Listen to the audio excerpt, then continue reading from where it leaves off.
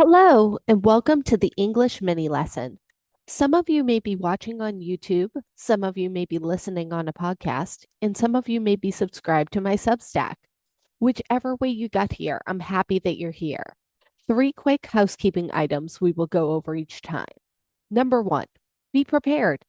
If you're listening on the podcast, grab a notebook so you can take notes. If you're watching the stream, you can take notes or even screenshots.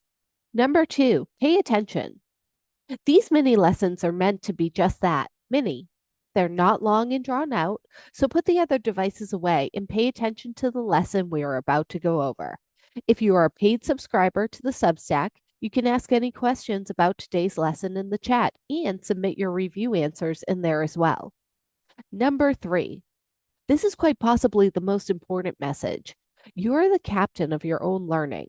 You only get out what you put into your education, but no one can ever take your learning away from you. Showcase your knowledge on this subject by completing the practice questions at the end. And enjoy today's mini lesson.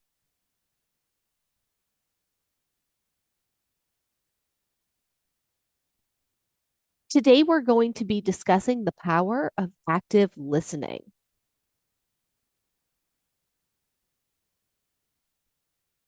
Our English mini lesson objectives for today.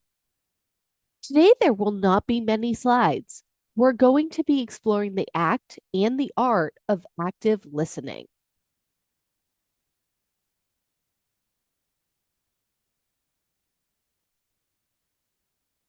The power of active listening.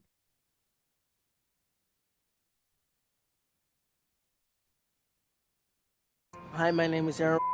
I am attending Corliss High School. I'm just going through a rough time. Basically homeless for 5 months. I had to sleep outside, sometimes with nothing to eat. It's kind of ashamed. I still am ashamed. It was only after hearing that recording that Aaron's teacher, Celeste Davis Carr, learned that he was living on the streets. They recently sat down face to face to talk about Aaron's struggles. When you shared your StoryCorps recording with everyone, how did you feel, Aaron? I felt awkward, like a big load was let off. Because, I just said it. I don't know what made me say it, but I'm like, let me just be honest and just get it out.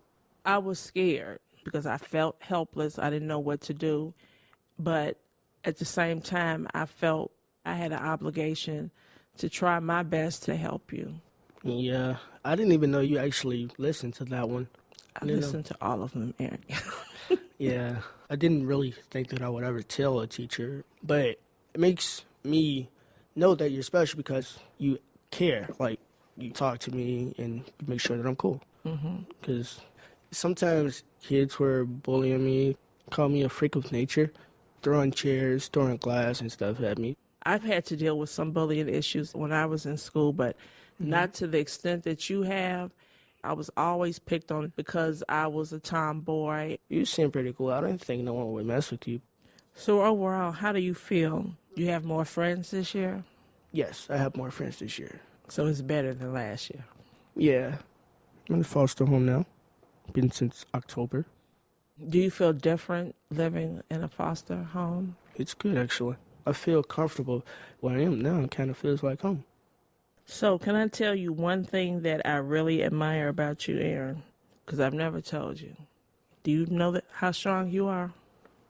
No. You never realized that. No. But you have a strength that no matter what anyone says about you or they do to you, you don't change who you are as a person. And a lot of people don't have that strength. So I admire that about you. Thank you. Don't make me cry again. I want to see you happy. Just your smile is the best moments of you. Thank you. That means a lot to me.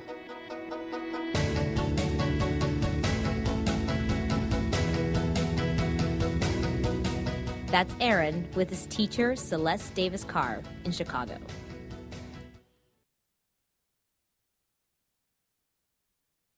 So, what is active listening? It involves attentively seeking to understand the speaker's message rather than passively hearing the words that a speaker is saying. Active listeners provide verbal and nonverbal feedback to show their sincere investment in what the speaker is sharing. So, what are some nonverbal cues? They could be leaning in, possibly smiling when someone is talking. But why? They show the person you are speaking with that you're genuinely interested in what they are saying without having to say a word. Now, what if someone says that they were embarrassed or discusses something that hurt them in a way? Would we want to frown? The answer may surprise you, but no, we wouldn't want to frown at them because it might cause the wrong reaction, which leads to the next point. Try your best to not interrupt. There may be pauses during personal stories of 3 to 5 seconds. It is okay to acknowledge this pause. If you have asked a question, such as during an interview, you would want to give the person you are interviewing time to digest that question and form an answer before you press them for that answer. You never know what interesting facts and details you might miss. And an important way to demonstrate your respect is never to interrupt. This will lead to good follow up questions on your part. Remember, you can only have a good follow up question if you're actively listening. What are some verbal cues? When it comes to verbal cues, they should show you are listening by giving brief verbal affirmations. Some of these cues or words might be, I see, I know, sure, thank you, or I understand. You can ask an open ended question such as, what happened after you moved in with your foster family, Aaron? This is a question that requires a full answer. It's not a yes or no question.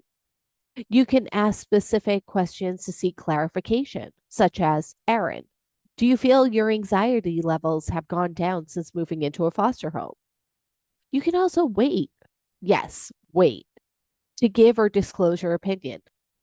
Let the speaker finish their thoughts before interjecting or adding in your own. Another verbal cue, disclosing a similar experience to show understanding. In a different version of this lesson, we learned about a teacher, Celeste, and her student, Aaron. Aaron's teacher had discussed that she too had experience with bullying, but it was not to the extent of Aaron's. Again, she didn't try to one up Aaron, but she offered a similar experience as a way to show her understanding of Aaron's situation. This could be a great example of a verbal cue to show your understanding what the speaker is discussing. And remember, active listening can help to build trust within a conversation, thereby allowing the speaker to communicate more easily, openly, and honestly with you. Let's listen to one more story.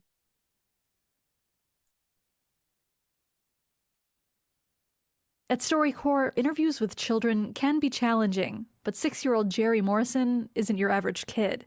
Jerry is obsessed with outer space. So, of course, his favorite person to talk to is his uncle, Joey Jefferson, a mission operations engineer at NASA. When they get together, their conversations always revolve around one thing. Why do you like space so much? There's so much sights to see. Nebulas, hot Jupiters, and supernova remnants. Yeah. They look so beautiful. You know how I fell in love with space? My mom gave me a really cool space shuttle. You would wind it back and then... Oh, I have that. You have that? So I remember playing with that all the time and I wanted to become a pilot. I used to fly planes when I was 17 years old. And then after that, I started commanding spacecraft at NASA. Have you ever been to space? I have not, but it's a dream of mine. I want to live on another planet. Another planet? Like, what kind of planet would you live on? Of course, everybody's going to say Mars, right? You're going to say Mars? No, Kepler 452b. Oh, yeah. So Kepler 452b is your favorite planet. You know what we call those? Exoplanets. And there's actually, we estimate to be trillions of galaxies out there. So there's a lot of stars and a lot of exoplanets that we got to find. And so we need people like you to keep doing what you're doing. And it's one thing to get to this place where you know all this knowledge, but it's another thing to teach the knowledge. Yeah. So you were in kindergarten and you taught the 5th graders, right? Yeah. How did you like that? It was a big opportunity for me. I taught all the planets. It was awesome. How do you feel when we visit each other and we get to talk about space? It feels good. I learned from you a lot, more than I could imagine. You're my favorite person to talk about space too. You know that? Yeah. And you're learning so much by yourself too that you're teaching me as well. And that's really cool. The more you learn, the more we realize the little things in life we take for granted are the very things that make life possible. So when I look up in the stars, I think about that. That is pretty cool. My hope is that you are always going to be doing and learning about the things that you love the most. You can do whatever you want, but in the future, I think you're going to go to Kepler 452b.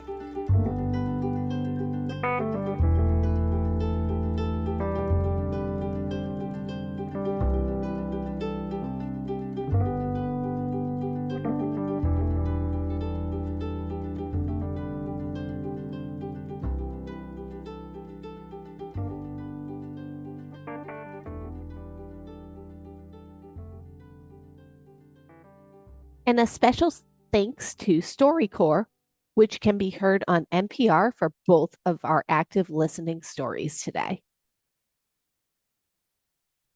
Let's talk a little bit about the practice work. So a reminder, if you are a subscriber to the Substack, you can submit your answers and any questions that you may have into the chat. I have 3 questions here today. Number 1, what was the situation that Aaron had disclosed to his teachers?